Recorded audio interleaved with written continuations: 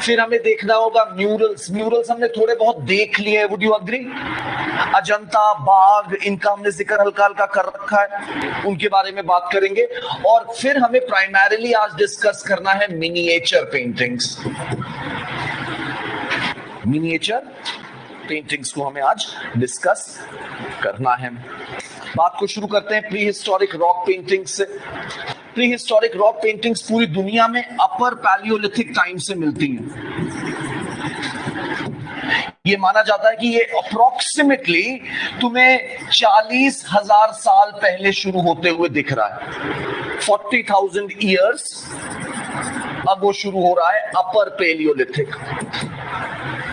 वहीं से माना जाता है कि इंसान इतना डेवलप हो गया कि उसके अंदर एक सेंस ऑफ एस्थेटिक आ गया, सौंदर्य का भाव आ गया, और उसने आर्ट पे काम करना शुरू किया। हमें पेंटिंग्स मिलते हैं और कार्विंग्स मिलती हैं स्टोन से। केव की वॉल्स पे कार्विंग्स की गई हैं जिन्हें बोलते हैं पेट्रो ग्लिफ्स, और उनके अंदर कभी कभी कलर भर दिया गया।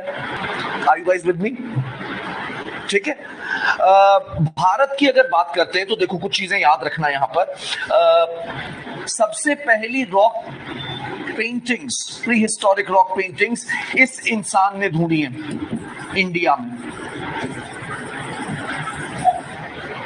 आर्चीबॉल्ड कार्लाइल। अपने नोट्स की शीट जो हमने आपको दी है उस पर थोड़ा थोड़ा लिखते रहोगे तो ठीक रहेगा। Earliest rock paintings were discovered by Archibald Carlyle in UP, Kaimur पर्वतमाला, कैमूर हिल रेंजेस। कैमूर कहां पे, किसी को आइडिया है?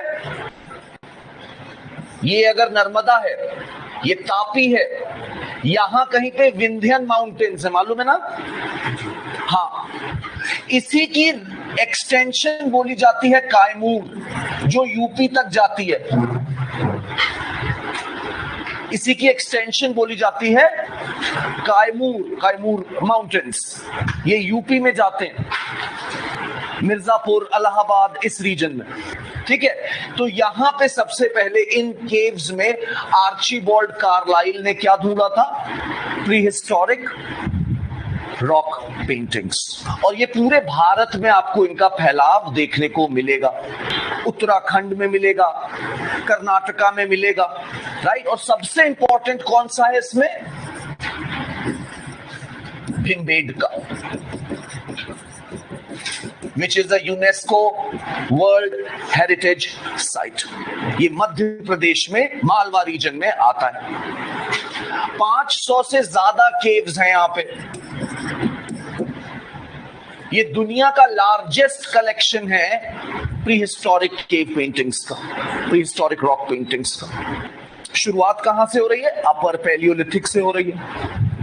फिर उसके बाद मीजोलिथिक, पहली जो सबसे पुरानी पेंटिंग्स हैं वो हैं अपर पैलियोलिथिक की। उसके बाद आती हैं मीजोलिथिक की, फिर आ जाएंगी नियोलिथिक, चैल्कोलिथिक, आयरन एज। अपने लिए जिससे क्वेश्चन बनता है वो केवल ये दो हैं। इससे मेंस में भी एक बार क्वेश्चन बन चुका है और प्री में भी बनता रहता है, तो इन दोनों को हमें गौर से थोड़ा सा देख लेना चाहिए। आई बिलीव इनके डिस्कवरर का नाम है V S. Wakankar. He is known as grand old man of Indian prehistoric cave paintings. हाँ, भिमबेडका को ढूंढा सबसे पहले, क्योंकि गुफाएं थी एकदम अंदर जंगलों में जाकर के, तो इनको ढूंढा किसने? वी.एस. वाकांकर नाम के एक शख्स ने ढूंढा है।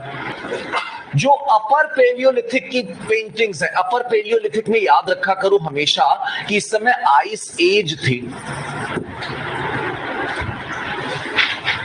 इस समय के जानवर बहुत अलग होते थे, बड़े बड़े साइज के होते थे, हिरन, खरगोश ये सब नहीं होते थे। तो अपर पैलियोलिथिक में जनरली देखो हमने क्या लिखा है, हमें लीनियर रिप्रेजेंटेशन मिलती है ग्रीन और डार्क रेड में, और ह्यूज एनिमल्स मिलते हैं जैसे कि बाइसन, एलिफेंट्स, उनकी ड्राइंग मिलती है, और इंसान बना दिए जाते हैं कुछ ऐसे। स्टिक लाइक फिगर्स, इनको हाथ में हाथ डाल के डांस करते और ये सब करते दिखाया जाता है। तो कलर्स कौन सा यूज कर रहे हैं, देखो ग्रीन और रेड। फिर आती है तुम्हारी मीजोलिथिक पेंटिंग्स, ये सबसे ज्यादा है नंबर में, ओके, और ये सबसे इंपॉर्टेंट भी है। मीजोलिथिक में आइस एज खत्म हो जाती है, नदियां आने लगती हैं और फ्लोरा एंड फौना नए तरीके का आने लगता है, छोटे जानवर मिलने लगेंगे, इंसान हंटिंग और गैदरिंग करेगा। हम लोग 25 से 30 लोगों के ग्रुप में रहने लगेंगे, साथ में शिकार करेंगे, एक gender based division of labour मिल जाता है।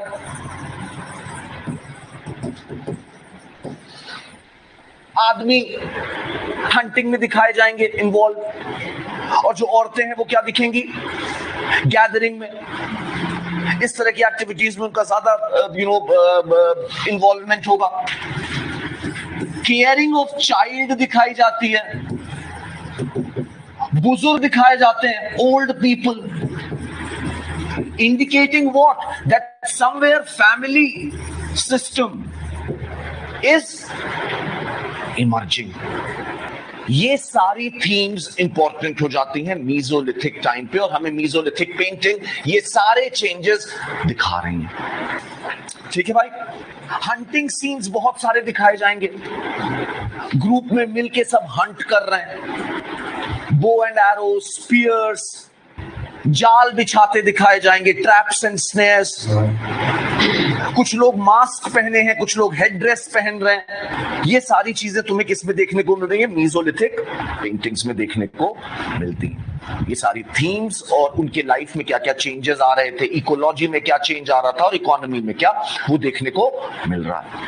ओके, जो भिम्बेडका के निवासी हैं, भिम्बेडका के निवासी जो हैं, देखो क्या लिखा है वहां पे, they loved painting animals.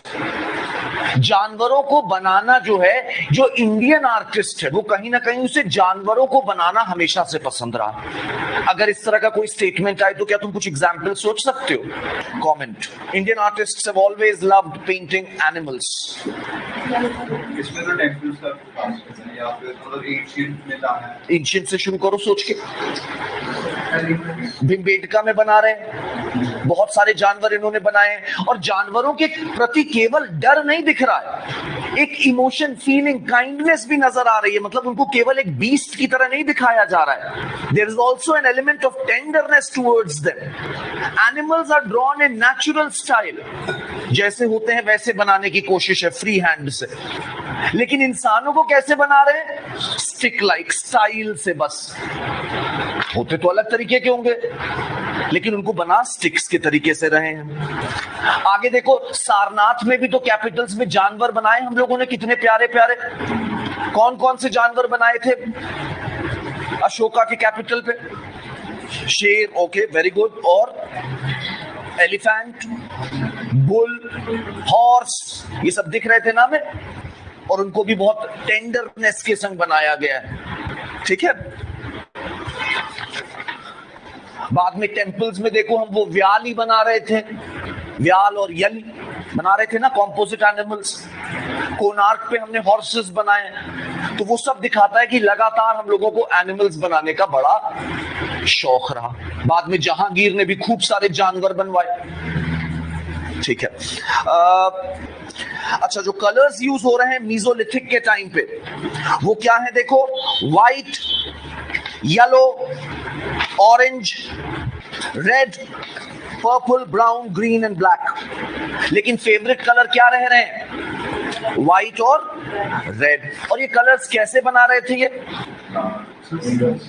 Plants और मिनरल से बना रहे थे। देखो, जैसे कि रेड कलर ये ले रहे थे हेमेटाइट। हेमेटाइट बोले तो गेरू, एक पत्थर होता है, इसमें आयरन होता है, इस वजह से थोड़ा सा लाल होता है। चैल्सेडोनी, चैल्सेडोनी एक पत्थर, इससे हरा रंग ले रहे थे, और लाइमस्टोन से व्हाइट ले रहे थे। अच्छा, ये कल जो गुफाओं मैंने बताया ना 500 गुफाएं हैं, करीब 300 में पेंटिंग्स मौजूद हैं। ये बड़ी मजेदार है। ऐसा नहीं है कि पेंटिंग एकदम सामने बनाया है, कभी कभी एकदम इनएक्सेसिबल कॉर्नर में पेंटिंग बनाई है, एकदम अंदर घुस के जहां कोई जाता भी नहीं होगा वहां भी पेंटिंग बनाई है, रोशनी भी नहीं जाती वहां पर भी पेंटिंग बनाई है। क्यों? सीलिंग्स पे पेंटिंग बनाई है, टंग के पता नहीं कितने मुश्किल से बनाई होगी, बड़ी बड़ी। क्यों? एक ही वॉल पे 20 लेयर है पेंटिंग की। Very good. It seems they had a passion for storytelling. और somewhere कहीं ना कहीं ये भी प्रतीत होता है कि शायद इसकी कोई धार्मिक वजह हो सकती, जो गुफाओं में इतने अंदर जा करके बना रहे हैं, तो शायद वहां पर कुछ रिलीजियस पर्पस भी इसका होगा। कहीं कहीं पे तुम्हें ज्योमेट्रिक पैटर्न्स मिल जाते हैं, जैसे देखो यहाँ पे लिखा भी है शीट में, they had an intrinsic passion for storytelling. Hunting scene दिखा रहे हैं, तो हंटिंग सीन में सिंपल हंटिंग सीन नहीं है, दिखा रहे हैं कि कोई आदमी गिर गया है, वो चोट लगी है, करा रहा है, लगड़ा रहा है, ठीक है। So they had a passion for telling stories through these paintings. अच्छा, इसके बाद जरा सा बात करो म्यूरल। मैंने तुम्हें क्या बताया, देखो भाई, म्यूरल वो म्यूरल जो फ्रेश वेट सरफेस पे बनाए जाते हैं उन्हें क्या कहते हैं? फ्रेस्कोस कहते हैं। हाँ, क्या बेटा? अच्छा, सॉरी, वो म्यूरल जो वेट सरफेस पे बनाए जाते हैं उन्हें फ्रेस्कोस कहा जा रहा है। फ्रेस्कोस के जो एग्जाम्पल हमें ध्यान रखने, सॉरी, म्यूरल्स के जो और फ्रेस्कोस के जो एग्जाम्पल्स हमें ध्यान में रखने हैं, वो रखने हैं, सबसे इंपॉर्टेंट है बेटा अजंता पेंटिंग्स। हमने तुम्हें बाघ पेंटिंग्स के बारे में बताया था, एमपी में जो है, मध्य प्रदेश में, ये दोनों साथ में ही बने हुए हैं, एक ही पीरियड के बने हुए हैं। अजंता पेंटिंग का कुछ डिस्कशन याद है तुम लोगों को? हमने बताया था पहले एक रेड आउटलाइन बनाई जाती है, हाथ बहुत सुंदर होते हैं, ब्लू कलर नहीं है, इस तरह के कुछ पॉइंटर्स हम लोगों ने डिस्कस किए हुए हैं, वो रिकॉल करना एक बार। सबसे फेमस अजंता पेंटिंग कौन सी है? दलाई लामा जिसके अवतार माने जाते हैं, कौन है वो? लोटस पकड़ के खड़ा होता है, हाँ, पद्मपणि या अवलोकितेश्वर, ये नाम उसको बोला जाता है। फिर ये, अच्छा देखो, याद रखो, जैसे इंडियन स्कल्प्टर्स और पेंटर्स जो थे ना, वो किसी धर्म के लिए ही काम, वो हर धर्मों के लिए काम कर रहे थे। बुद्धिस्ट, जैन पेंटिंग्स भी बनाई होंगी, हिंदू पेंटिंग्स भी बनाई होंगी। जैन पेंटिंग्स का एग्जाम्पल मिलता है सिप्ता नवसाल केव में, वहां पे तीर्थंकरों की पेंटिंग है। हिंदू पेंटिंग्स का एग्जाम्पल मिलता है बादामी केव्स में। बादामी याद है, कल भी सुना था इनके बारे में थोड़ा बहुत, चालुक्य ऑफ बादामी, वातापी वाले, उन लोगों की पेंटिंग्स। जो विजयनगर एम्पायर था, याद, चोलाज ने बहुत सारी टेम्पल्स के अंदर पेंटिंग्स बनवाई, वो भी तो म्यूरल होंगी ना। म्यूरल मतलब जो दीवारों पे या सीलिंग्स पे बनाई जा रही हैं। तो चोलाज ने अपने टेम्पल्स पे बहुत सारी पेंटिंग्स बनाई हैं, जो हिंदू पेंटिंग्स का एग्जाम्पल है, बहुत अच्छा। विजयनगर ने अपने मंदिरों में बनवाई होंगी पेंटिंग्स, भाई लॉजिकल है ना ये तो। सबसे फेमस एग्जाम्पल विजयनगर का याद रख सको तो रखना, लेपाक्षी टेम्पल में जो इन्होंने बनवाई हैं फोटोज, पेंटिंग्स, ये आंध्रा में है।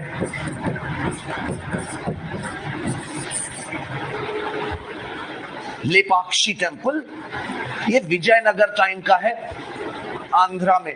It is well known for its murals on Puranas. पुराण पे होगा ना, हिंदू है तो पुराण थीम इनकी रही। अच्छा, अब हम लोग धीरे से मिनिएचर की तरफ बढ़ रहे हैं डिस्कशन में। मिनिएचर पेंटिंग्स वो होती हैं जो कपड़े पे बनाई जाए या पाम लीव्स पे बनाई जाए, इन्हें कहेंगे मिनिएचर पेंटिंग्स। बड़े से कपड़े पे भी बनाओगे तब भी उसे मिनिएचर ही कहेंगे, है ना। अच्छा, द पॉइंट देखो, एक ध्यान रखना, अगर मेंस में कोई क्वेश्चन आता है मिनिएचर के आसपास तो अपना शुरुआत यहां से करना। एक पुराण है जिसको कहते हैं विष्णु धर्मोत्तर पुराण, शीट में लिखा हुआ है नाम, विष्णु धर्मोत्तर पुराण। इसको 5वीं सेंचुरी में लिखा गया, और इसमें एक चैप्टर है बेटा जिसका नाम है चित्र सूत्र। ये कहा जाता है कि ये क्लासिकल भारतीय पेंटिंग के सारे नियम इससे आते हैं। पुराण में ही एक चैप्टर है जिसका नाम है चित्र सूत्र। जो पुराण थे ना, पुराण में केवल ऐसा नहीं कि धार्मिक चीजें ही भरी हुई थी, पुराण में बहुत सारी सेक्युलर नॉलेज भी मौजूद रही होगी। तो ये चित्र सूत्र है, इसमें जो है बेटा कुछ नियम कानून बताए गए हैं भारत की क्लासिकल शास्त्रीय पेंटिंग के लिए। पेंटिंग को कहा जा रहा है अभिलेख्य।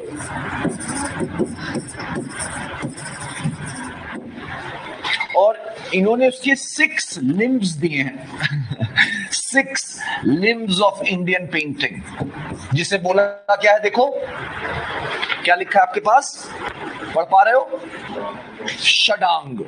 षड मतलब 6। तो 6 लिम्स ऑफ पेंटिंग देखो यहां पर मैंने लिख दिया है। 6 नाम है तुम्हारे सामने, कोशिश करना कि इसमें से कुछ याद हो। क्या क्या है देखो, जैसे तो ये कहना क्या चाह रहे हैं कि भाई एक अच्छी पेंटिंग बनाने के लिए आपको ये लिम्स का ध्यान रखना। पहला बोल रहे हैं रूप भेद, मतलब चीजों का अलग अलग फॉर्म जो है वो आपको दिखाना आना चाहिए, ताकि डिस्टिंक्शन आप कर पाए कि भाई आपने जिराफ बनाया है कि गिलहरी, राइट। फिर देखो प्रमाण। प्रमाण मतलब होता है प्रपोर्शन। अगर रियल लाइफ में मुझ में और एसी में ये डिफरेंस है साइज का, तो जो पेंटिंग बनाना चाहिए वो भी आपको उसी प्रपोर्शन में बनानी चाहिए, ठीक है। फिर देखो आगे और क्या बोला इन्होंने, भाव। जरूरी है ना भाव भाई, है ना। इंसान वहां पे क्रोध में है और आप ऐसा बना रहे हैं कि लग रहा है कि एकदम ही वो बेचारा ऐसे रैंडमली खड़ा है, तो मतलब आप भाव नहीं प्रकट कर पा रहे हैं। फिर है लावण्य योजनम। There should be some kind of a grace and sophistication in your painting. Gracefully बनाइए। ग्रेसफुल समझते हो ना, राइट। सदृश्यम। सदृश्यम मतलब जैसी रियलिटी है वैसी ही पेंटिंग को भी दर्शाने की कोशिश करिए। और आखिरी बोला जा रहा है बेटे वर्णिका भंग। इसमें आपको मतलब कि आपको नॉलेज होनी चाहिए कि कैसे कलर की मिक्सिंग की जाती है, किस तरह के ब्रशेस का कैसे यूज करना होता है। ब्रश कैसे बनाते थे जानते हो ये सब लोग? गिलहरी की पूंछ से, है ना, या ऊंट की पूंछ से, उसके जो बाल होते हैं उससे, बिल्ली, ठीक है। थैंक गॉड हम लोग की नहीं थी टेल्स ना। अच्छा, जैसे देखो आखिरी लाइन में मैंने लिख भी दिया है, Shadanga is the foundation of all painting styles of India. और ये अजंता से भी इन्फ्लुएंस है। तो भारत की क्लासिकल पेंटिंग जो है, अगर आपको इसे जिक्र करना है तो षडांग का जिक्र किए बिना काम नहीं बनेगा। और चित्र सूत्र, ठीक है। अच्छा देखो यार, म्यूरल्स तो पुरानी पुरानी बच जाती हैं, अजंता की बच गई, बाघ की बच गई, लेकिन मिनिएचर बचना थोड़ा मुश्किल है ना, मानते हो कि नहीं मानते हो भाई?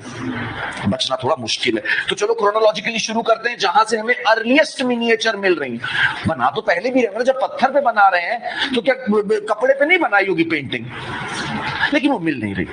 तो जो अर्लीस्ट अवेलेबल मिल रही है उसका जिक्र करते हैं बेटे। 2 स्कूल है जो आपको समझने होंगे, 2 स्टाइल है जो आपको समझनी है। एक को कहा जाएगा वेस्टर्न स्टाइल, ये गुजरात, राजस्थान और वेस्टर्न एमपी की तरफ में देखने को मिलेगी। इसको आप जैन मिनिएचर भी कह सकते हैं, हालांकि बाद में इसे जो है वैष्णविज्म ने भी शुरू किया, यूज किया इस स्टाइल को, लेकिन शुरुआत कैसे हुई? जैन। देखो जैसे कोई किताब लिखी गई, किताब को क्या बोल रहे हैं? मनुस्क्रिप्ट। मैन्युस्क्रिप्ट, किताब लिख दी गई। अब किताब को कभी कभी ये भी तो लगेगा ना कि किताब को हम थोड़ा डेकोरेट कर देते हैं, किताब में थोड़े फिगर, डायग्राम, इलस्ट्रेशंस बना देते हैं, उसे कहते हैं इलस्ट्रेटेड मैन्युस्क्रिप्ट। तो जो जैन ग्रंथ लिखे जाएंगे उनमें पेंटिंग्स बनाएंगे वो लोग, ये हो जाएगी वेस्टर्न मैन्युस्क्रिप्ट। और इसी तरह यहां पर कौन एक्टिव थे बताओ मुझे ईस्ट में? ये टाइम पीरियड इसका है, देखो हमने लिखा हुआ है, क्या है? 10th century onwards. यहां पर भी 10th मान लो। यहां पर देखो, याद करो, इस समय सोलांकी रहे होंगे कि नहीं? तो यहां पे लोगों ने जैनिज्म को पेट्रनेज दी है, तो जैन मिनिएचर पेंटिंग हमको मिल रही है। यहां ईस्ट में कौन होगा? पाल होंगे, और उनका वज्रयान बुद्धिज्म होगा। याद है वज्रयान? कल पढ़ा था वज्रयान हमने थोड़ा सा, किसी को याद है? Very good, very good. Mahayana में जब तंत्र मिला तो बना वज्रयान।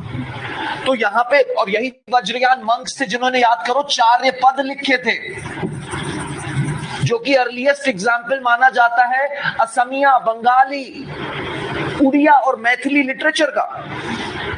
और इन्हीं की पेंटिंग्स, इनके इलस्ट्रेटेड मैन्युस्क्रिप्ट हमें मिलते हैं। इनके भी इलस्ट्रेटेड मैन्युस्क्रिप्ट्स, यहाँ पे जैन इलस्ट्रेटेड मैन्युस्क्रिप्ट्स, ये अर्लीस्ट मिनिएचर भारत की बताई जाती है। समझ में आती है बात? चाहो तो एक ऐसा मैप बना लोगे तो थोड़ी एक विजुअल मेमोरी होगी, राइट? मैं कुछ और पॉइंट बताऊं, शुरू करते हैं इनसे, फिर उनके बारे में भी 1-2 पॉइंट जान लेंगे। सो वेस्टर्न स्टाइल को जैन स्टाइल भी कह सकते हैं, और इसका एक और नाम किताबों में मिलता रहता है, मैं चाहूंगा कि आप ध्यान रख पाए तो रखिए, अपभ्रंश स्टाइल, अपभ्रंश स्टाइल। ठीक है? इसमें आंखें खूब ऐसे लंबी लंबी दिखाते थे, एकदम मछली जैसी। अपभ्रंश स्टाइल कहते हैं इसे। ये कोस्टल एरिया था, यहां पे एक रिच ट्रेडिंग क्लास निकल के आया। अभी भी देखो ना, अंबानी अडानी सब गुजरात से ही तो है, राइट? तो उस समय भी भाई गुजरात का हमेशा से ट्रेडिंग में अच्छा मामला था, और ट्रेडर्स जैनिज्म धर्म को बहुत पेट्रनाइज करते हैं। मालूम है बात ये? बिकॉज जैन्स फार्मिंग कर नहीं सकते, हमने तुम्हें बताया है, तो वो ट्रेडर्स को अच्छा खासा रुतबा मिलता है, और बहुत सारे ट्रेडर्स यहाँ पर जैन धर्म का पालन करते हैं और उसको पेट्रनाइज करते हैं। उनके पास पैसे होते हैं तो वो डोनेट भी खूब सारा करते हैं, और इन्होंने जैनिज्म और पेंटिंग्स को काफी पेट्रनाइज किया। साथ ही साथ हमें बताया जा रहा है कि जैनिज्म में एक कॉन्सेप्ट निकल के आया जिसे कहते हैं शास्त्र दान। मतलब अगर आप किताबें कहीं पर दान कर रहे हैं, किसी लाइब्रेरी में या किसी को, तो उसको बहुत ही बड़ा पुण्य माना जाता है। तो पेट्रन्स क्या करते थे, जो बड़े बड़े रिच मर्चेंट्स थे, कि वो किताबों की इलस्ट्रेटेड पेंटिंग बनवा करके दान करते थे। तो ये एक बड़ा पुण्य माना जाता था, तो इसकी वजह से भी काफी सारी पेंटिंग्स बनी इस समय। फेवरेट थीम कौन सी है जैन पेंटिंग्स की? देखो वहां पे लिखा है कुछ नाम, मैं थोड़े से एक्सप्लेन करूंगा तुम्हें, है ना? एक है कल्प सूत्र। कल्प सूत्र लिखा है किसने? ऐसा माना जाता है कि लिखा है भद्रबाहु, याद है? चंद्रगुप्त मौर्य को जिन्होंने संलेखन करवाया था, वही। इसमें बायोग्राफीज मौजूद है तीर्थंकरों की। फिर एक है कलक आचार्य कथा। ये कथा क्या है जानते हो? सुनना चाहोगे? आओ सुना देते हैं। ऐसा बताया जाता है कि करीब 2100 ईयर्स अगो एक राजा के बच्चे थे, एक राजकुमार और एक राजकुमारी। दोनों बहुत सुंदर थे, राइट? और दोनों ने जैन धर्म अपना लिया। दोनों जैनिज्म के इन्फ्लुएंस में आए, पंच महाव्रत लिया और बन गए भिक्षुक और भिक्षुणी। और ये लोग उज्जैन के शहर में रहते थे, ठीक है? लड़के का नाम था कलक, और लड़की का नाम, जो बहन थी उसका नाम था सरस्वती। वो बहुत सुंदर थी। उज्जैन का राजा एक बड़ा बदमाश आदमी था जिसे कहते हैं गर्दभिल। गर्दभ का मतलब समझता है कोई? हाँ, गर्दभ क्या होता है? गधे को संस्कृत में कहते हैं, है ना? तो इसके पास कुछ मैजिकल पावर्स थी कि जब भी ये बैटलफील्ड में खड़ा होता था तो ये गधे का फॉर्म लेकर के ढेंचू ढेंचू करता था, और उस आवाज से हर कोई भाग जाता था। वो इतनी गंदी चित्कार होती थी कि सब भाग जाते थे। सो ये उसके पास मैजिकल पावर थी, और इस इंसान की नजर पड़ गई सरस्वती पर, और उसने सरस्वती को किडनैप कर लिया। अब उसका भाई है अहिंसा का पुजारी। सनी देओल टाइप होता तो अलग बात थी, है ना? ये तो अहिंसा का पुजारी, तो ये क्या करे? इसने पहले राजा से रिक्वेस्ट करी कि भाई बेवकूफी छोड़ दीजिए। राजा ने बात नहीं सुनी। उसने अड़ोस पड़ोस के राजाओं को बोला कि आप समझाइए इनको कि बेवकूफी ना करें। उसने अपने आसपास के राजाओं की भी नहीं सुनी, because he was very powerful. ऐसा बोला जाता है कि कलक आचार्य ने बेटा जा करके ईरान से, याद है शाका, शक ट्राइब याद है, स्किदियन, 96 चीफ को कन्विंस किया कि तुम लोग इंडिया में एंट्री करो, अटैक करो और उज्जैन चलो मेरे साथ, और जाके इस राजा गर्दभिल को हराओ, और हराने के बाद मेरी बहन को छुड़ाओ। ये सारी देख लो, इस तरह की मैन्युस्क्रिप्ट्स हैं। तो कलक आचार्य कथा होगी और बगल में उसका एक इलस्ट्रेटेड डायग्राम या फिगर होगा। तो इनके संग शक ट्राइब के चीफ्स आए, गर्दभिल को हराया गया, इनकी बहन को छुड़ाया गया। कलक आचार्य ने भी लड़ाई करी, वो तो भाई जैन थे, बट ऐसा बोला जाता है कि उन्होंने भी लड़ाई करी, युद्ध में शामिल हुए वो, और फिर बाद में गर्दभिल को माफ कर दिया। थे तो जैन ही, मारा नहीं, माफ कर दिया। उज्जैन पे शक लोगों का राजा रूल हो गया। यही गर्दभिल के बेटे, गर्दभिल को जंगल में भेज दिया गया, वहां पर उसका एक बेटा हुआ जिसका नाम बताया जाता है विक्रमादित्य। इन्होंने वापस आकर के 57 BCE में शक रूलर्स को हराया, उज्जैन से पीछे फेंका, और यहीं से शुरू होता है इंडिया का विक्रम एरा। ये स्टोरी विक्रम एरा की स्टार्टिंग की है। सुना है नाम ये विक्रम एरा? नहीं सुना है। 2 कैलेंडर्स हैं हमारी हिस्ट्री के, शक एरा और Vikram era. Shaka era official calendar है इंडियन गवर्नमेंट का, ये ऑफिशियल कैलेंडर है नेपाल की गवर्नमेंट का। Both of them were very popular in our history. ठीक है, तो देखो मैंने तुम्हें क्या बताया कि थीम्स क्या क्या हो गई, कल्पसूत्र और कलक आचार्य कथा। और ये जो अपभ्रंश स्टाइल है पेंटिंग की, इसके फीचर्स क्या है देखो, लिखे हैं हमने वहीं आगे। Can you see? मछली के जैसी बाहर निकलती हुई आंखें, pointed nose, double chin, transparent ओढ़नी, ब्राइट कलर्स।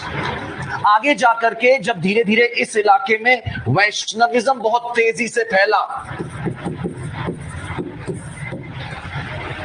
तो वैष्णव थीम्स भी इसी तरीके से पेंट की गई होंगी, पुराण के पेंटिंग्स बनाई गई होंगी। और उसमें क्या क्या थीम रखी गई होंगी? पुराण रखा गया होगा, और क्या रखा गया होगा? गीत गोविंद रखा गया। तुमने क्या बोला? उपनिषद की पेंटिंग्स नहीं बनेंगी क्योंकि उपनिषद में तो फिलॉसफी है, ठीक है। और रामायण, महाभारत, चौरा पंचाशिका देखो लिखा है। चौरा पंचाशिका याद है किसी को? नहीं याद है? किसी को तो याद होगा मुझे लगता है। चौरा पंचाशिका, चोर की लव स्टोरी, 50 स्टैंजा में एक कश्मीरी ने लिखी थी, बिल्हान, ठीक है। तो उनके भी क्या करेंगे, उनके भी इलस्ट्रेटेड मैन्युस्क्रिप्ट्स बनती चली गई। ये अपभ्रंश स्टाइल जो है, it will influence Rajasthani paintings as well, जो आगे जाके हम पढ़ेंगे।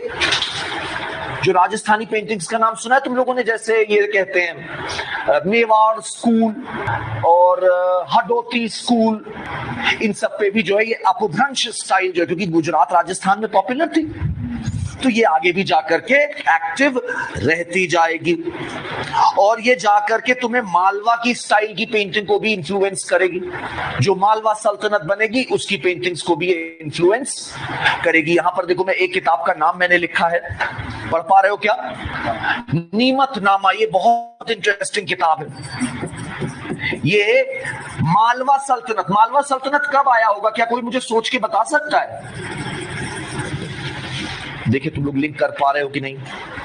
मालवा सल्तनत कब आया होगा? सोचो।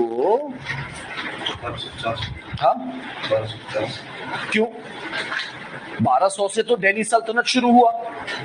1300 में हमें मालूम है कि क्या हुआ था, अलाउद्दीन खिलजी पेनिनसुला में भी घुस गए थे। उसके बाद हमने तुम्हें बताया था कि 1398 में तिमूर आया था।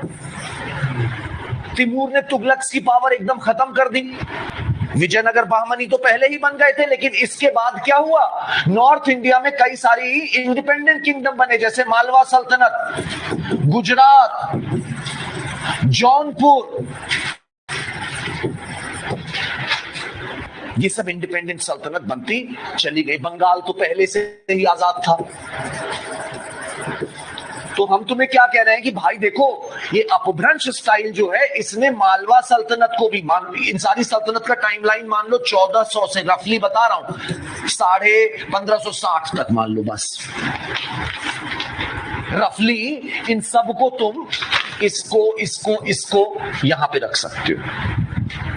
तो मालवा आर्किटेक्चर, मालवा पेंटिंग, समझ जाना कि इस टाइम पीरियड का जिक्र हो रहा है, मुगल से ठीक पहले। यस, तो ये मालवा सल्तनत की एक पेंटिंग है जो इनके सुल्तान ने बनाई, जिसका नाम क्या है देखो, नीमत नामा, 1510 में बनी है मांडू में। और ये क्या है जानते हो, it is a cook book, cookery की किताब है, रेसिपीज इसमें बनी हुई है, कई सारी, मछली कैसे फ्राई करनी है ना, तो इस टाइप की बड़ी प्यारी प्यारी चीजें आपको यहाँ पर मिलती है। नीमत नामा कमिंग फ्रॉम मालवा। तो इसमें पेंटिंग्स भी हैं। वो किसका एग्जाम्पल हो गई, मालवा स्कूल ऑफ पेंटिंग्स का। वो किससे इन्फ्लुएंस है, अपभ्रंश या जैन स्टाइल से influence. Do you follow me? ठीक है।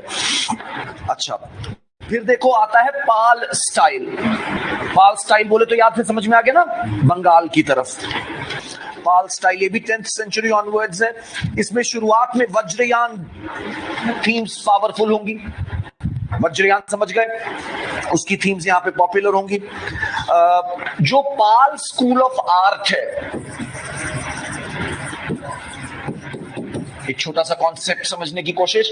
पाल school of art is famous for 2 things, है ना, और याद रखने के लिए चाहो तो तीसरा भी लिख लेना ऐसे। 3 चीजों के लिए पाल फेमस है। एक तो अपने ब्रॉन्ज स्कल्पचर के लिए, एक अपनी पेंटिंग्स, मिनिएचर पेंटिंग्स के लिए, और चार्यपद लिटरेचर के लिए।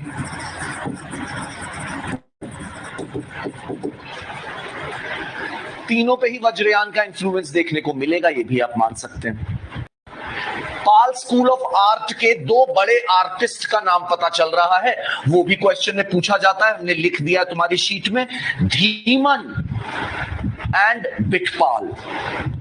ये क्या है बेटे, 2 बड़े आर्टिस्ट बताए जा रहे हैं पाल स्कूल ऑफ आर्ट के, स्कल्पचर एंड पेंटिंग के। धीमन एंड इनके बेटे, धीमन के बेटे थे बिटपाल। एक बात याद रखना, वेस्ट में यानी कि जैन पेंटिंग्स में बहुत ही ज्यादा स्ट्रेट लाइंस बनाई जा रही हैं और ब्राइट कलर का यूज है। और ईस्ट में, बुद्धिज्म में, मतलब पाल पेंटिंग में सिनुअस लाइन है। सिनुअस लाइन का मतलब, हाँ, फ्री हैंड बनाई गई है लाइन।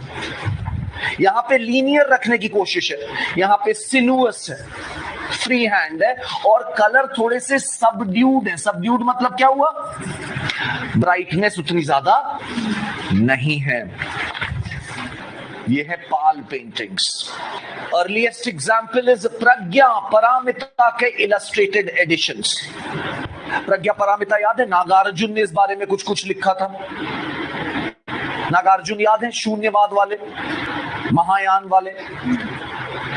तो उन्होंने प्रज्ञा परामिता नाम की एक किताब लिखी थी, जिसका इलस्ट्रेटेड एडिशन बनाया गया है, which is a common theme here. और ये स्टाइल थोड़ा सा इसमें खत्म हो गई जब इस पे बख्तियार खिलजी का इन्वेजन हुआ। बख्तियार खिलजी याद है, 1190s में नालंदा और विक्रमशिला को ध्वस्त करने वाले। ओके,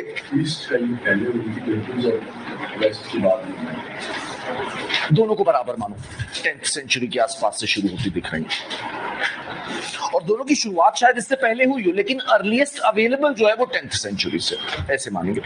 अच्छा, अब हम लोग हेडिंग डाल सकते हैं Rajasthani painting, Rajasthani miniature paintings. ये एक ठीक सा मैप है जो हमें थोड़ी सी समझ दे देगा राजस्थान के मैप के बारे में, राइट। जोधपुर का आसपास का रीजन कहला रहा है मारवाड़, ठीक है। यहां पे राठौर लोगों का रूल होता था। एक इंडिपेंडेंट कुछ वो थे किंगडम्स थे, जैसे कि जैसलमेर, ये पाकिस्तान बॉर्डर पे जैसलमेर और बीकानेर है। ठीक है भाई। मारवाड़ के नीचे है उदयपुर और चित्तौड़गढ़, ये कहलाता है मेवाड़, ये कहलाता है मेवाड़। उदयपुर एंड चित्तौड़। यहां पर शुरुआत में गोहेला डायनेस्टी थी, 8वीं 9वीं 10वीं 11वीं शताब्दी में।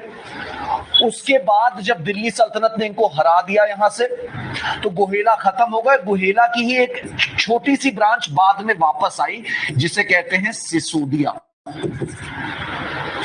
डायनेस्टी। महाराणा प्रताप, राणा सांगा, ये सब लोग सिसोदिया डायनेस्टी के ही बताए जाते हैं। मेवाड़, ये चित्तौड़ का किला, यहीं पर पद्मावत वाली स्टोरी हुई थी। ठीक है, तो मारवाड़ की अलग क्या कहते हैं स्टाइल है पेंटिंग की, मेवाड़ की अलग है, इनकी अलग है। फिर एक बड़ा स्कूल है जिसे कहते हैं हदोती। इसमें कोटा और बूंदी नाम के 2 रियासतें हैं और उनकी पेंटिंग्स आती हैं। मैं इसको ऐसे याद करता हूं कि कोटा में कितने सारे स्टूडेंट सुसाइड कर लेते हैं, हद होती है, राइट। तो ऐसे याद रख सकते हो शायद, हदोती स्कूल का कोटा और बूंदी है हमें, क्योंकि छोटे छोटी चीजों पे क्वेश्चन मिलना है यहाँ पे। ठीक भाई। फिर देखो, एक है धुंधर, ये है जयपुर के आसपास वाला इलाका, जयपुर और आमेर। राजस्थान की सबसे धुआंधार सिटी कौन सी है? जयपुर। धुंधर। आमेर का मतलब आप अजमेर के रहते हैं? नहीं, Ajmer is different, Amer is different. Ajmer तुम्हारा ये रहा, देखो ये है अजमेर। ठीक है, तो ये थोड़े थोड़े रीजन्स जानना जरा सा।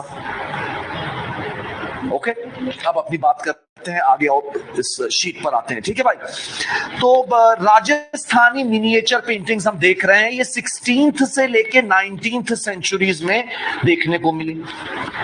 अच्छा, ये तो समझ में आता है ना कि अपभ्रंश से इन्फ्लुएंस हुई होंगी, हुई है। अपभ्रंश याद है ना, भी जैन वाली स्टाइल जो थी उससे इन्फ्लुएंस हुई है ये। और ये हमें राजस्थान में भी देखने को मिलती है, साथ ही साथ इधर मालवा के रीजन में भी कुछ कुछ रियासतों में देखने को मिलती हैं।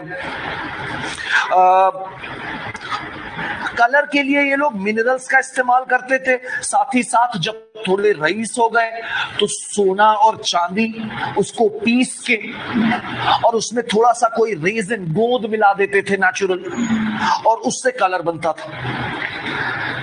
और आखिरी में पूरी पेंटिंग को बनाने के बाद एक पत्थर होता है अगेट, एक पत्थर होता है अगेट, उससे पूरी पेंटिंग को रगड़ा जाता है ताकि क्या है उसमें एक चमक आ जाए, शाइन आए। है कपड़े के ऊपर या पाम लीव जिस पर भी बना रहे हैं, तो ये उसको एक हल्का सा, हल्के हाथों से, ये नहीं कि एकदम घिस दिया है ना, तो ये अगेट स्टोन से उसको बर्निश करते हैं। ये बाद में मुगल भी करेंगे अपनी पेंटिंग्स में। और किस पे पेंट करते थे देखो, बताया जा रहा है, एक टर्म पता चला, मुझे लगा तुम लोगों के संग शेयर कर लेता हूं, शायद काम आए। पेपर को चिपकाते थे एक दूसरे के ऊपर ताकि थोड़ा मोटा हो जाए, मजबूत हो जाए, उसको पूरे को कहते थे वसली।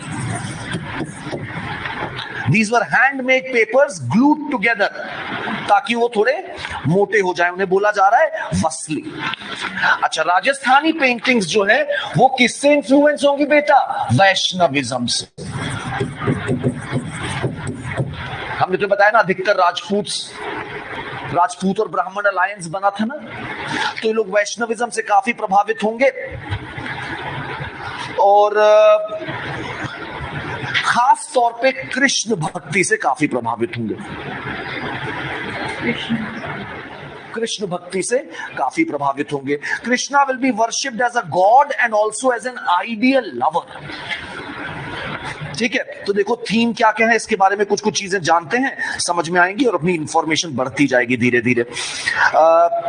इन पेंटिंग्स में सिंथेसिस है किस चीज का? मिस्टिसिज्म यानी कि एक तो स्पिरिचुअलिटी दिखाई गई है और साथ ही साथ विलासिता भी दिखाई गई है, सेंसुअसनेस। स्पिरिचुअलिटी है, मिस्टिसिज्म है, लेकिन साथ ही साथ जब गोपी या राधा को बनाया जा रहा है तो उसकी श्रृंगार पर भी बहुत ज्यादा फोकस है। So there is an element of sensual attached to these paintings as well. कुछ बड़ी बड़ी किताबें बता रहा हूं। गीत गोविंद याद है, जयदेव ने लिखी थी 12th सेंचुरी में। मैंने तुम लोगों को एक होमवर्क भी दिया था शायद, नाट्यशास्त्र, गीत गोविंद और Kamasutra, what is their importance historically, पढ़ने को। नहीं पढ़ा? पढ़ा? Good, very good, very good. ठीक है, तो गीत गोविंद एक इंपॉर्टेंट थीम हो गई यहाँ पे। उसमें कृष्ण और राधा की लीलाएं दिखाई गई है ना, जिसे रास कहते हैं, है ना, तो वो एक इंपॉर्टेंट थीम हो गई। और सुनते चलना गौर से मेरे शेरों शेरनियों। भानु दत्त नाम के एक मैथिली ब्राह्मण बताए जा रहे हैं जिन्होंने एक किताब लिखी है रस मंजरी। इसमें इन्होंने नायक और नायिका के क्या क्या अलग, नायक और नायिका समझ लो, हीरो हीरोइन, इनके क्या अलग अलग मूड होते हैं उसको डिपिक्ट किया है। अलग अलग मूड मतलब क्या हो गया भाई, जब नायिका वेट कर रही है अपने लवर से मिलने का, या जब नायक फील कर रहा है जेलस उस मूड का, तो इन सब का डिस्क्रिप्शन किसने दिया है? भानु दत्त ने एक किताब जिसे कहते हैं रस मंजरी। तो नायक और नायिका के एज के हिसाब से अलग अलग mood. Now imagine, do you realise what is happening here? This is going to be an overlap of literature and painting. इसी के आधार पे पेंटिंग्स बनाई गई हैं, बनाई जा सकती है ना भाई। जब उसका अच्छा डिपिक्शन दिया उन्होंने तो उसी के हिसाब से पेंटिंग्स भी बनाई गई हैं। जैसे बोला गया कि भाई वो जो है शर्म से लाल हो गई या हो गया, तो उसका डिपिक्शन इतना प्यारा है कि उसके होंठ थोड़े से खुले हुए हैं, तो उसी तरह से पेंटर्स ने उसको पेंट भी कर दिया, तो बन गई ना अपने कल्चर की एक बहुत खूबसूरत मिसाल। So it is an overlap of literature and painting. यही देखो, ऐसी ही एक किताब लिखी है ब्रज भाषा में रसिक प्रिय केशव दास ने। ये कोर्ट पोएट थे राजा मधुकर शाह के, बुंदेलखंड के, और 1591 में इन्होंने इस तरह ये किताब लिखी जिसका नाम है रसिक प्रिय। इसमें भी ये यही काम कर रहे हैं, एक्सप्लोरिंग द मूड्स। केशव दास, इसी इंसान ने एक और किताब लिखी है जिसका नाम है कवि प्रिय, इन ऑनर ऑफ अ गणिका, मतलब बुंदेलखंड की राज नर्तकी रही होंगी एक, जिनका नाम क्या बताया जा रहा है? राय परवीन। तो उनके ऊपर एक किताब लिखी है कवि प्रिय, जिसमें इन्होंने लिखा है 12 मासा। ये भी बड़ी फेमस वर्क है हमारे कल्चर का, इस पे भी खूब पेंटिंग्स बन रही हैं। 12 मासा का मतलब क्या हुआ? 12 मंथ्स, राइट। तो इसमें इन्होंने बताया है कि अलग अलग मंथ में लवर्स के इमोशंस कैसे होते हैं। मई में क्या होता है, जून में क्या होता है। इसमें तो गाने भी बने हैं बॉलीवुड में, सुना है कभी? इस तरह के गाने भी हैं। अमिताभ बच्चन का गाना जैसे मुझे याद आ रहा है, तू मायके मत जाइयो मेरी जान, जनवरी फरवरी के महीने में लगती है मुझको सर्दी, तो मतलब मैं तुम्हें मिस करूंगा। फिर मार्च अप्रैल में जब होली आती है then I will miss you. So वो कह रहा है कि मतलब मुझे छोड़ के मत जाओ।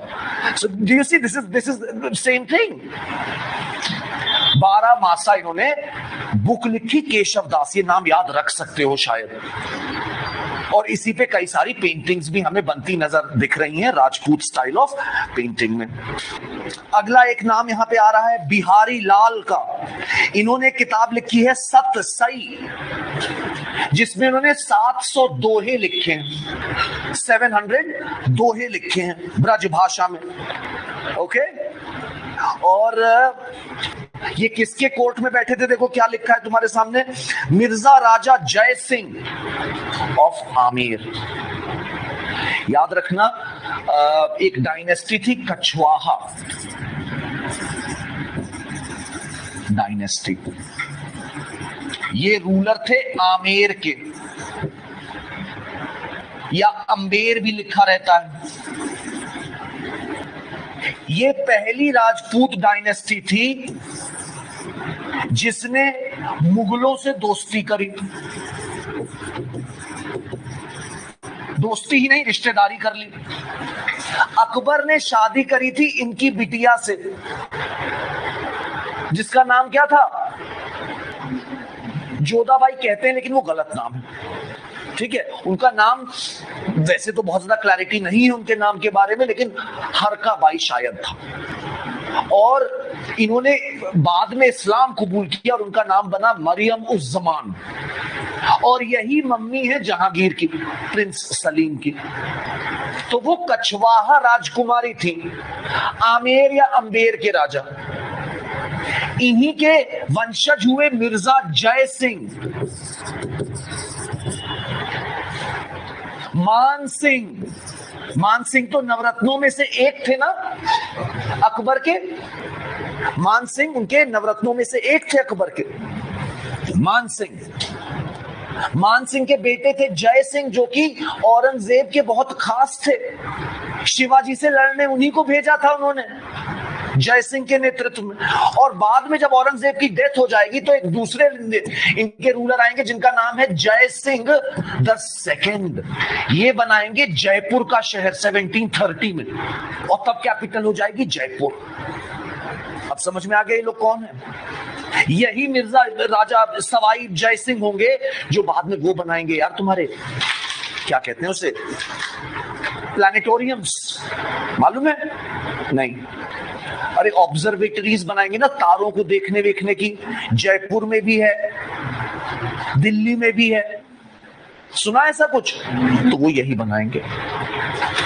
तो अब समझो जरा सा क्या कहना चाह रहे हैं यहां पर, ये कि जो मिर्जा राजा जय सिंह थे आमेर के, यानी कि औरंगजेब के टाइम पर, उनके कोर्ट में एक इंसान था बिहारी लाल, जिसने लिखा है सत सई 700 कपलेट्स इन ब्रजभाषा। ये भी एक प्रोमिनेंट थीम है राजपूत पेंटिंग्स की।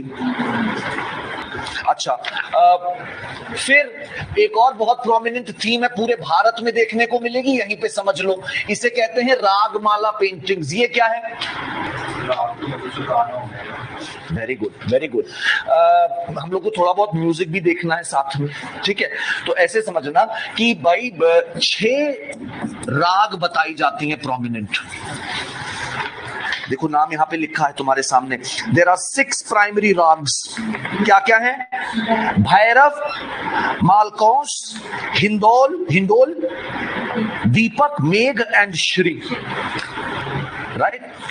तो पोएट्स ने इमेजिनेशन देखो क्या किया, हर राग का कुछ रागिनियां होंगी उससे एसोसिएटेड, और उनके कुछ पुत्र होंगे जिन्हें कहा जाएगा राग पुत्र, रागिनी पुत्र। पुत्रियां नहीं है ना? तो ये पूरी एक फैमिली बनेगी करीब 42 लोगों की। और हर, अच्छा तुमको मालूम है बात, ये हिंदुस्तानी क्लासिकल म्यूजिक में हर राग को गाने के स्पेसिफिक सीजन और टाइम होते हैं।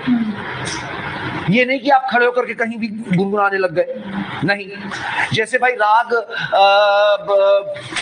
मेघ किस समय गाया जाएगा समझ सकते हो तुम, ऐसे ही दीपक शाम को गाया जाता है। तो there is a time bound rule. तो समझना कि इससे पेंटिंग बनाना पॉसिबल हो गया। अगर तुम्हें दिखाना है कि राग दीपक बज रही तो तुम शाम का सुंदर सा सीन दिखाओगे, तारे टिमटिमा रहे हैं, चांद निकला हुआ है। You get the idea. इन तरह की पेंटिंग्स को कहा जा रहा है रागमाला पेंटिंग्स। इसके फोलियो तुम्हें राजस्थानी स्टाइल में, मालवा स्टाइल में, मुगल स्टाइल में, डेक्कनी स्टाइल में मिलते रहते हैं। तो थीम क्या हो गई? Ragamala paintings. You follow me? Yes. Good, very nice. So this is an overlap between music and painting. वो था लिटरेचर और उसका, ये हो गया म्यूजिक और पेंटिंग। तो मतलब पेंटिंग बाकी सारे आर्ट फॉर्म से भी इन्फ्लुएंस होती हमें साफ साफ दिख रही है। ये हमारे कल्चर का एक इंपॉर्टेंट एलिमेंट है, इसीलिए हम लोग एक दूसरे का इतना खून यहाँ पर पी रहे हैं। क्वेश्चन बन सकता है ना बच्चों? अच्छा, फिर देखो और क्या क्या पॉपुलर थीम है राजस्थानी पेंटिंग की। लव स्टोरीज भी है कुछ कुछ, ढोला मारू, सोनी महिवाल, रामायण महाभारत तो है ही है। देवी महात्म्य जिसको बोलते हैं दुर्गा सप्तशती या शतचंडी, इसमें दुर्गा और महिषासुर की कहानी है, तो उसकी भी पेंटिंग्स हमें मिल रही हैं। धीरे धीरे दरबार सीन समझ गए, कोर्ट में सब बैठे हुए दरबारी गण, उसकी scenes, hunting expeditions were also painted. ठीक है, आइए थोड़ा थोड़ा इन स्कूल्स के बारे में हल्की हल्की चीजें जान लेते हैं, जितने अपने काम किए। बहुत ज्यादा डेप्थ में मैं नहीं लेके जाऊंगा, तुम्हें परेशान नहीं होना, ठीक है। कुछ बड़े बड़े चीजें याद रखते हैं। मेवाड़ स्कूल, मेवाड़ याद है ना, उदयपुर और चित्तौड़गढ़, जहां पे पहले गुहेला थे, बाद में कौन आ गए थे? सिसोदिया, सिसोदिया, राणा सांगा, राणा प्रताप, ये सब सिसोदियाज हैं। ठीक है, तो यहां का एक बड़ा पेंटर हमें पता चल रहा है, साहिबदीन। साहिबदीन कहां के थे? मेवाड़ के थे। ठीक है, अच्छा फिर देखो मेवाड़ के बारे में बताया जा रहा है कि ये ब्राइट कलर्स, खासकर लाल और पीले ब्राइट रंग, जैन पेंटिंग्स भी तो ब्राइट कलर्स ही यूज कर रहे थे, तो याद रखना। ठीक है, फिर बाद में धीरे धीरे जब मुगल इन्फ्लुएंस बढ़ा तो यहाँ पर 18th सेंचुरी में क्या कहते हैं, तुम्हारे दरबार सीन्स, हंटिंग सीन्स भी आने लग गए। ओके, अच्छा उदयपुर के पास, फिर थोड़ा सा एक स्टोरी टाइप या कॉन्सेप्ट टाइप दे रहा हूं, समझना। तुम लोग को याद है वेदांत क्या था? वेदोकांत, षड दर्शन में कुछ ऐसा था ना। हमने तुम्हें बताया था कि भाई एक कॉन्सेप्ट था प्रस्थानत्रय,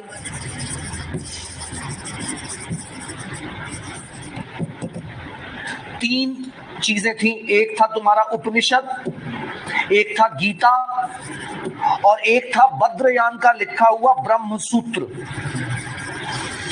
कई सारे लोगों ने अलग अलग समय पे इनको पढ़ा और अपनी खुद की फिलॉसफीज निकाली। जैसे शंकराचार्य ने अद्वैत, कुछ याद आया? ऐसा हल्का सा एक डिस्कशन हम लोग का हुआ है। रामानुज का विशिष्ट अद्वैत, माधवाचार्य का द्वैत, एक नाम हमने तुम्हें बताया था वल्लभाचार्य, इन्होंने बनाया था कॉन्सेप्ट शुद्ध अद्वैत, और एक सेक्ट, एक कल्ट शुरू किया जिसे कहते हैं पुष्टि मार्ग, जिसमें एक 7 साल के कृष्ण की पूजा होती थी, जिन्हें बोलते थे ठाकुर जी या श्रीनाथ जी।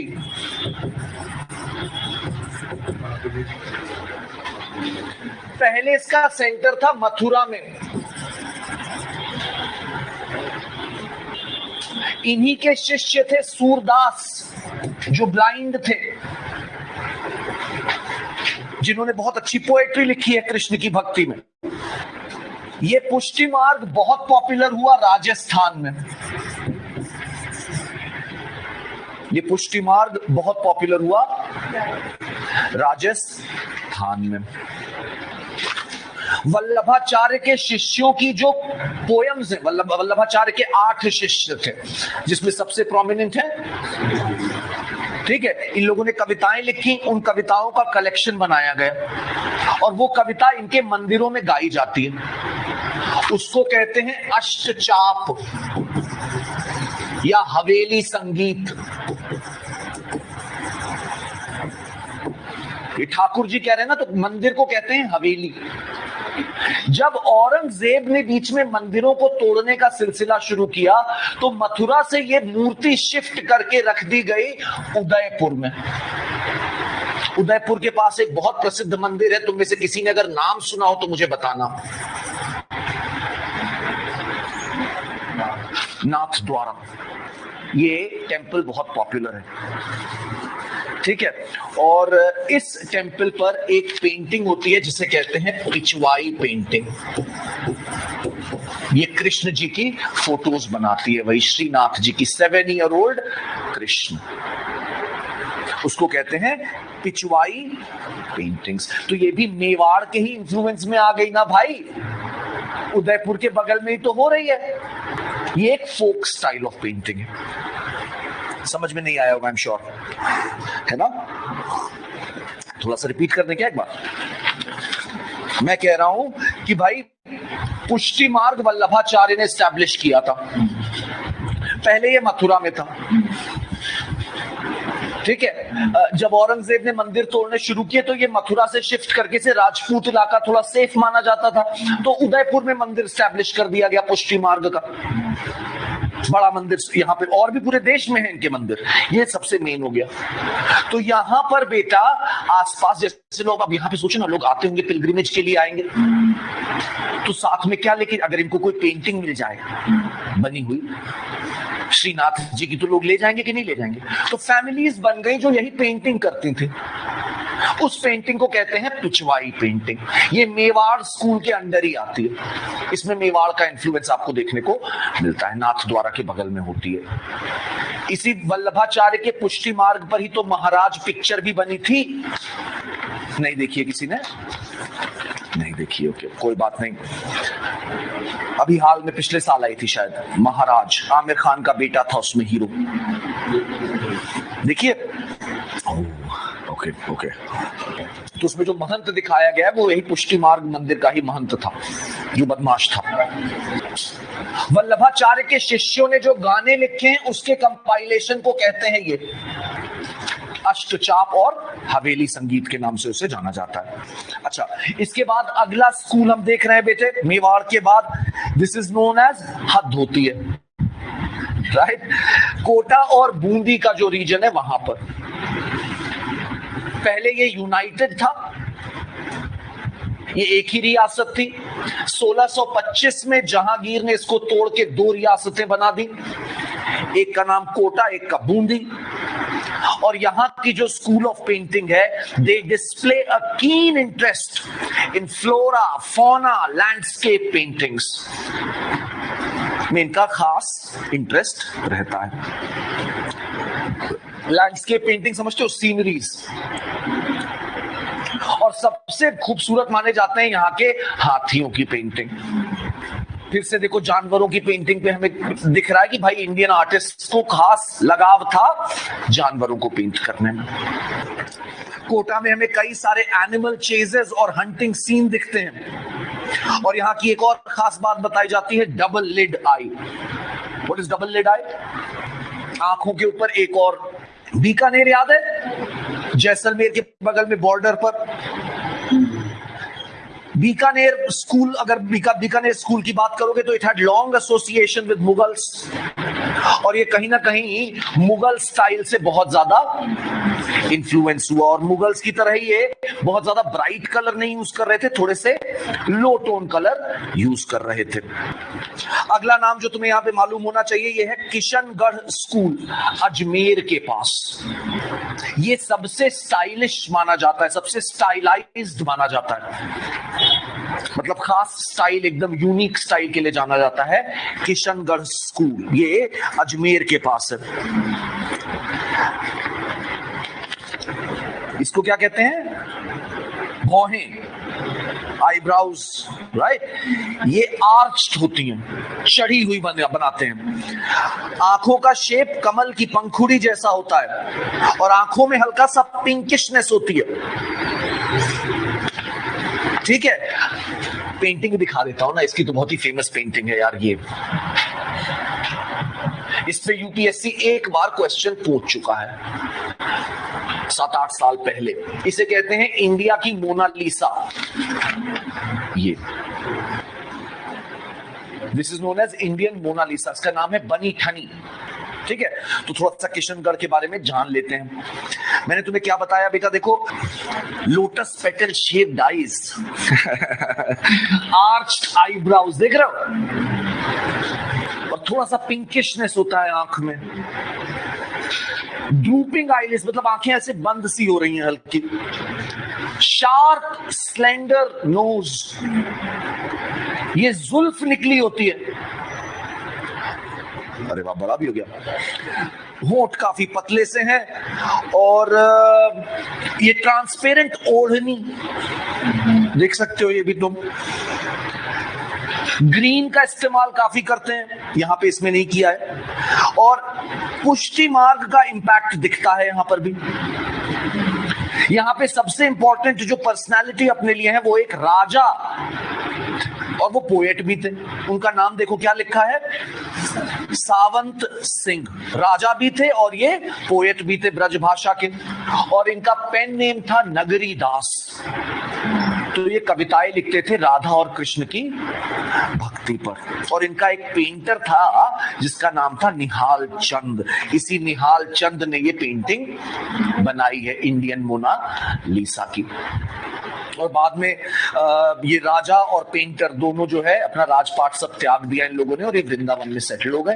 वो कविताएं लिखते थे, वो पेंटिंग करते थे। सावंत सिंह एंड निहाल चंद। टाइमलाइन भी थोड़ा सा डाल दिया ताकि तुम्हें अंदाजा रहे कि ये कब बनी है। राजा ने पोयम लिखी जिसका नाम था बिहारी जस चंद्रिका, और उसी पोयम पर पेंटिंग बनी बनी ठनी। ये उनकी गणिका थी बनी ठनी, उसी की उन्होंने पेंटिंग। इसे कहते हैं किशनगढ़ी स्टाइल ऑफ पेंटिंग। अगला ट्रेडिशन जो हमें मालूम होना चाहिए, मारवाड़ या जोधपुर वाला रीजन। ठीक है, यहां पे डॉक्यूमेंट्री पेंटिंग होती थी। डॉक्यूमेंट्री पेंटिंग मतलब कोई इवेंट हुआ तो उसको वैसे का वैसा पेंट कर दिया जाएगा, कोर्ट रिकॉर्ड के तौर पे। कोई मिलने आया राजा से तो उसकी पेंटिंग बना दी गई, इसको कह रहे हैं डॉक्यूमेंट्री पेंटिंग। और ये कंटिन्यू होती रही जब तक फोटोग्राफी का आविष्कार नहीं हो गया, क्योंकि जब फोटोग्राफी का आविष्कार हो गया तो अब इसकी जरूरत नहीं है, अब लोग फोटो खींच लेंगे भाई धीरे से। आखिरी स्कूल है बेटा धुंधर। इसको जयपुर स्कूल भी कह सकते हो, आमेर भी कह सकते हो, अंबेर भी कह सकते हो। इसी की डायनेस्टी क्या थी हमने बता दिया इनके बारे में। क्या लिखा है देखो, कछवाहा। आगरा और दिल्ली के काफी पास थी। इसके राजा थे राजा भारमल, जिन्होंने अपनी बिटिया की शादी करी अकबर से, मरियम उस जमानी। और यही मदर हुई जहांगीर या सलीम की। भगवान दास के बिटिया थी। समझ में आती है बात। और इन्हीं के राजा आएंगे आगे जाके सवाई जय सिंह, जो औरंगजेब की डेथ के बाद काफी पावरफुल होते चले जाएंगे, जयपुर स्टैब्लिश करेंगे और कई सारी ऑब्जर्वेटरी बनवाएंगे। ये ऑब्जर्वेटरी मुझे लगता है यूनेस्को वर्ल्ड हेरिटेज साइट भी है। देखो जय सिंह 2, हाँ एस्ट्रोनॉमिकल वर्क, यस इनका काफी इंपॉर्टेंट है यार वो वर्क। जंतर मंतर, जंतर मंतर कहते हैं यार, हम भी पागल ही भूल गए थे नाम, बताओ। जंतर मंतर के नाम से ये फेमस है। 4 जगह है शायद मुझे लगता है ये, और ये यूनेस्को वर्ल्ड हेरिटेज साइट है ना। हाँ है यार, बताओ अभी मिस हो जाता हम लोग गए। कहाँ कहाँ है बेटे? उदयपुर, आगरा नहीं है, जयपुर में तो है, जयपुर में है। हाँ यूनेस्को वर्ल्ड हेरिटेज साइट है ये। जो जयपुर वाला है वो है यूनेस्को साइट। बनाई इन्होंने 18 जगह और है। हाँ 19 बनाए हैं इन्होंने। अच्छा नहीं सॉरी, 19 इंस्ट्रूमेंट्स बनाए हैं। हाँ ये मिला देखो, जयपुर, नई दिल्ली, उज्जैन और वाराणसी। जयपुर वाला जो है ये यूनेस्को वर्ल्ड हेरिटेज साइट है। ठीक है चलो ध्यान रखना, चलो मुझे भी पता चल गया। ये यही कछवाहा लोगों ने बनाया है, और इनके आसपास की जो पेंटिंग स्कूल है उसे क्या कह रहे हैं? धुंधर, धुंधर स्टाइल। मुगलों से काफी इन्फ्लुएंस हुए, इनकी हिस्ट्री से ही लग रहा है ना यार कि मुगल से काफी इन्फ्लुएंस होंगे। और इन्होंने जयपुर कब बनाया? 1727 में बनाया। ओके